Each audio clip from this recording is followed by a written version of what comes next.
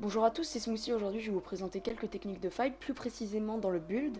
Donc on va commencer par des choses simples. Comment mettre un chapeau dans une de ces situations où votre ennemi vous rush et il a une hauteur de plus que vous. Alors pour vous symboliser, moi je serai le bois et l'ennemi sera la brique. Où vous positionnez pour mettre le chapeau? Il faut vous positionner à la fin de la première rampe et au début de la deuxième.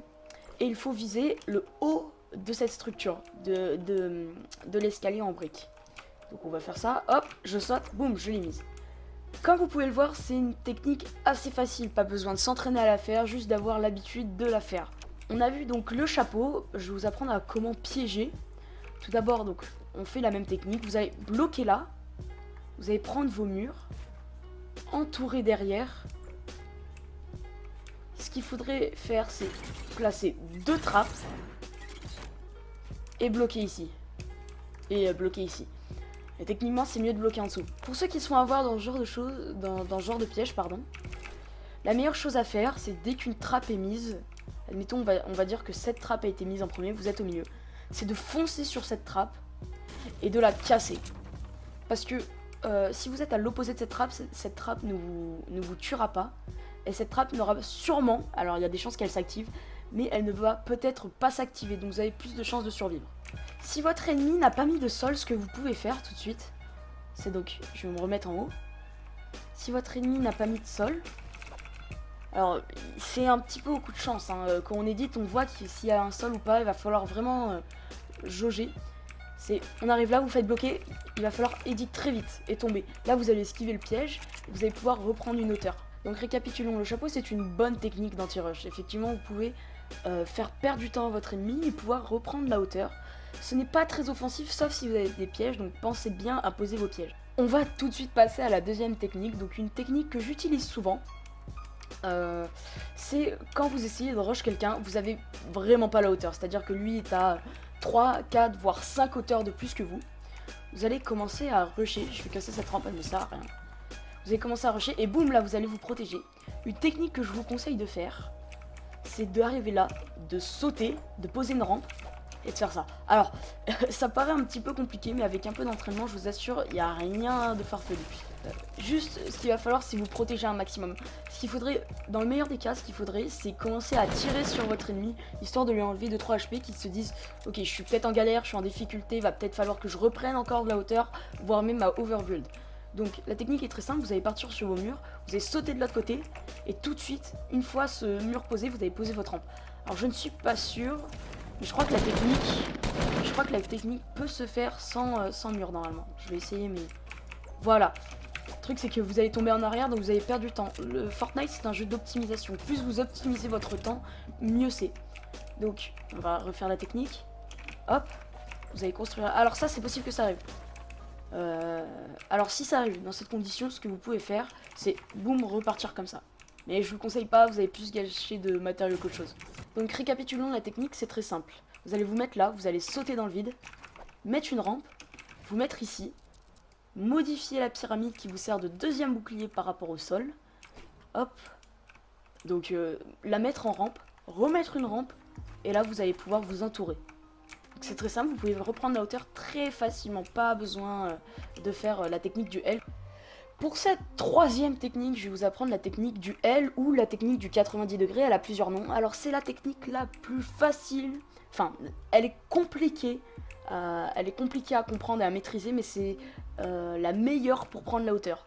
Alors c'est la technique du 90 degrés ou du L, alors qui consiste à mettre une rampe, deux murs, rampe, deux murs, rampe, rampe. Alors pour cette technique, vous allez peut-être avoir du mal au début. Alors ce qui est bien avec cette technique, c'est que vous n'allez pas prendre de grandes places, de grande ampleur, tout va se passer sur un seul et même carré. C'est l'avantage de cette technique. Alors pour ce faire, la technique elle est pas très compliquée à comprendre, hein. Ce qu'il faut faire, c'est quand vous allez la faire, c'est vous mettre sur le côté gauche. Hop, vous allez enchaîner, vous mettre sur le côté gauche. Donc voilà, il va falloir la practice en terrain de jeu. Ce que je vous conseille, c'est voilà, de lancer en solo en terrain de jeu et de faire une plateforme pour vous entraîner à faire cette technique. Quatrième technique, donc c'est une technique personnelle, c'est une technique que je pense avoir inventée, c'est quand vous vous faites tirer dessus, vous allez vous entourer. Alors pour partir facilement, j'en vois plein qui font ça. plein qui font ça, souvent ça. Le problème avec cette technique, c'est que si vous revenez là, vous pourrez pas mettre de mur, vous allez être bloqué. La meilleure technique que j'ai trouvée pour le moment, c'est de faire ça. De faire une porte, rester accroupi et de repartir avec des doubles rampes. Alors je vous assure que cette technique est insane. Pourquoi?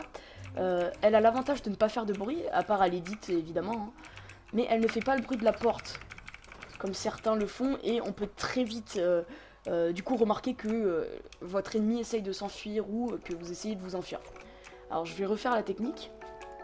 Vous construisez là, hop, vous enfermez, fenêtre, vous mettez un sol. Alors moi je vous conseille de mettre un sol, au cas où la rampe ne prenne pas.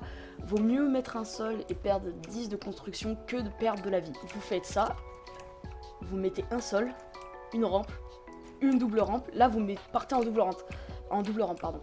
Cinquième technique, alors c'est une technique qui s'apparente à celle du chapeau, qui a le même procédé en quelque sorte. Donc moi je symbolise le fer et l'ennemi la brique.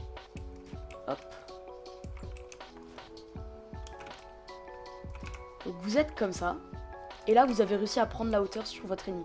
Vous allez en gros pré-shot que votre ennemi va mettre un toit. Ce que vous allez faire, c'est arriver là, boum, edit et tomber sur le mec.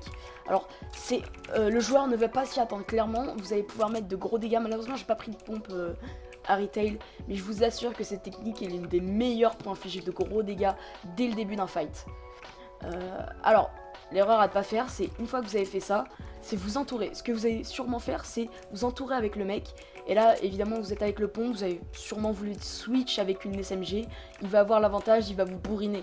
Donc, comment faire une fois que l'action a été faite? Donc, ce que je vous conseille de faire, c'est une fois que vous avez sauté comme ça, vous lui avez tiré dessus.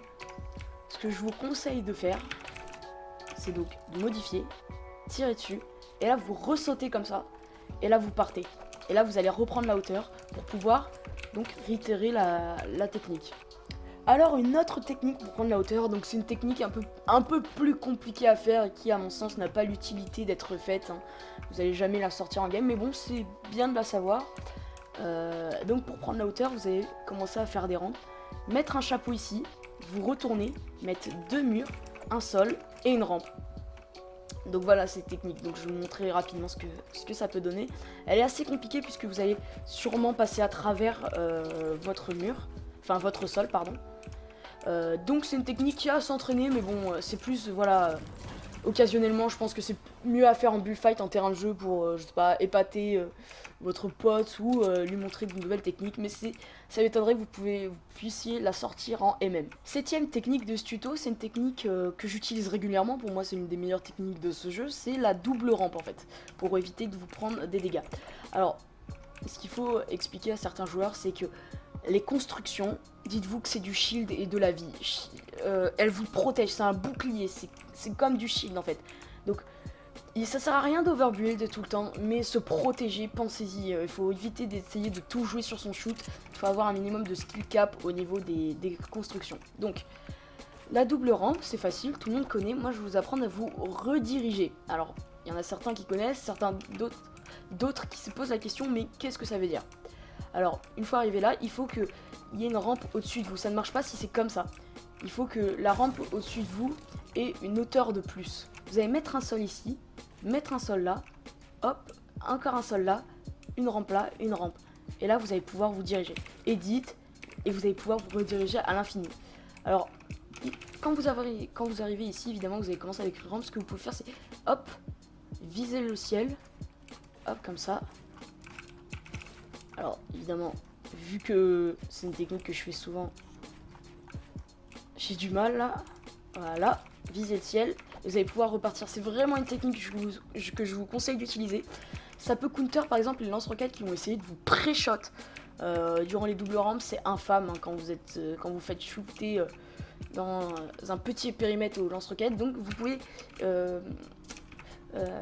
counter le lance-roquette, et si l'ennemi a décidé de vous rusher également, donc ça va être le fer, il va suivre comme ça en fait, il va attendre que vous vous retournez.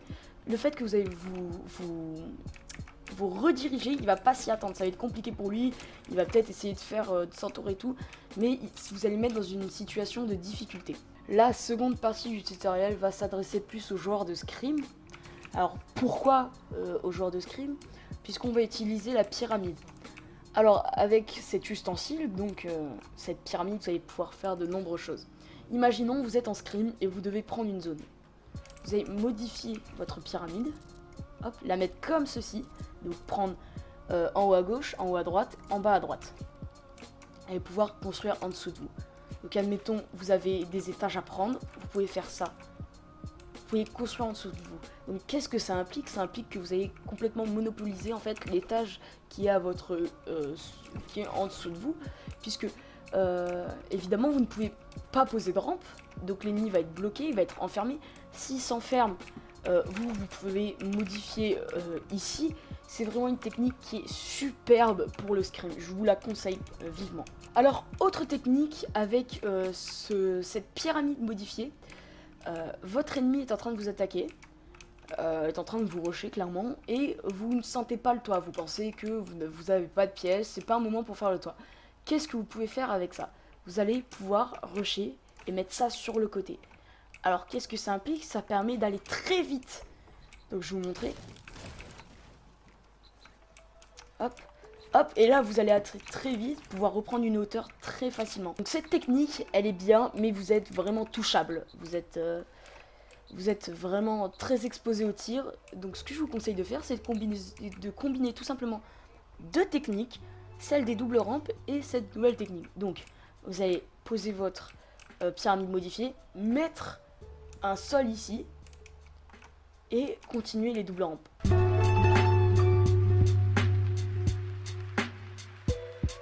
En fait, vous combinez les deux techniques. Je vais vous montrer ce que ça donne en allant vite. Voilà, c'est très facile à faire. Après, vous pouvez vous rediriger. Hop. Très facile à faire. C'est une technique que j'utilise pas régulièrement puisque ça consiste à modifier la pyramide. Et moi, je suis plus un joueur qui essaye de bloquer et faire perdre du temps à son ennemi. Alors la dernière technique pour les joueurs de Scrim, c'est une technique vraiment, je l'ai découvert tout seul. J'en ai parlé à un ami, apparemment Xeware la connaît, évidemment, il connaît tout ce bougre.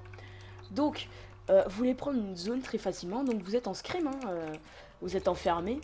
Ce que vous pouvez faire, c'est qu'il y a un bug en fait, au niveau des pyramides, vous allez vous mettre ici, et vous allez pouvoir poser des pyramides. Alors, ce que je vous conseille de faire, c'est d'après modifier celle-ci, faire l'autre technique que je vous ai présentée, modifier elle encore. Là vous allez pouvoir être complètement à couvert en fait. Hop, et c'est d'avancer comme ça. Il faut vraiment viser le coin en fait. Vous allez pouvoir avancer en fait comme ça progressivement. Évidemment il faut la faire bugger, Voilà. Hop, ça marche dans tous les coins normalement. Ah, en faisant accroupi debout ça marche mieux. Donc hop hop. Voilà, c'est une technique, l'une de mes préférées. Pour le Scrim. Alors là je vous ai présenté des techniques qui concernent le build, et là je vais vous présenter deux techniques, enfin plutôt une technique qui concerne l'aim, donc comment entraîner son aim.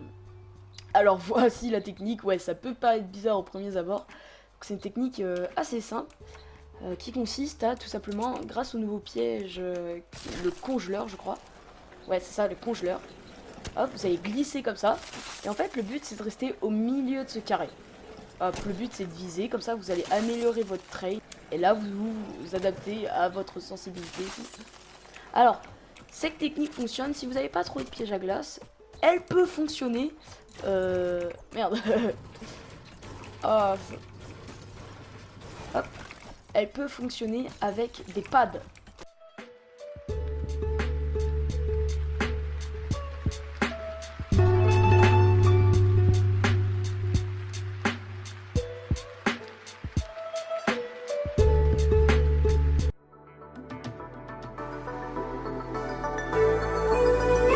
Je remplace VR par JR, je suis loin de Dallas.